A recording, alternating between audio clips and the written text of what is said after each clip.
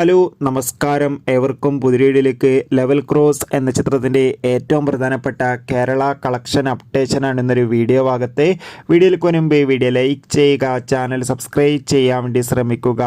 ആസിഫ് അലി, ഷർഫുദ്ദീൻ, അമല പോൾ എന്നൊക്കെ പ്രധാന കഥാപാത്രങ്ങളായ ചിത്രമായിരുന്നു ലെവൽ ക്രോസ്. ചിത്രത്തിന് മികച്ച അഭിപ്രായം തന്നെയായിരുന്നു ആദ്യ ദിവസം ലഭിച്ചിട്ടുണ്ടായിരുന്നത്. അതുകൊണ്ട് തന്നെ എല്ലാ സിനിമാ പ്രേമികളും ഒരേപോലെയാണ് ലെവൽ ക്രോസ് എന്ന ചിത്രത്തിൻ്റെ രണ്ടാം ദിവസത്തെയും കളക്ഷൻ അപ്ഡേഷൻ അറിയാൻ വേണ്ടി കാത്തിരുന്നത്. ചിത്രത്തിൽ നിന്ന് രണ്ടാം ദിവസമായ ശനിയാഴ്ച അത്യാവശ്യം ടിക്കറ്റ് ബുക്കിംഗ് ഒക്കെ ഉണ്ട്.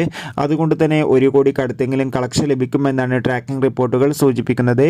എന്തായാലും ലെവൽ ക്രോസ് എന്ന ചിത്രത്തിൻ്റെ കൂടുതൽ കളക്ഷൻ റിപ്പോർട്ടിനായി നമുക്ക് കാത്തിരിക്കാം.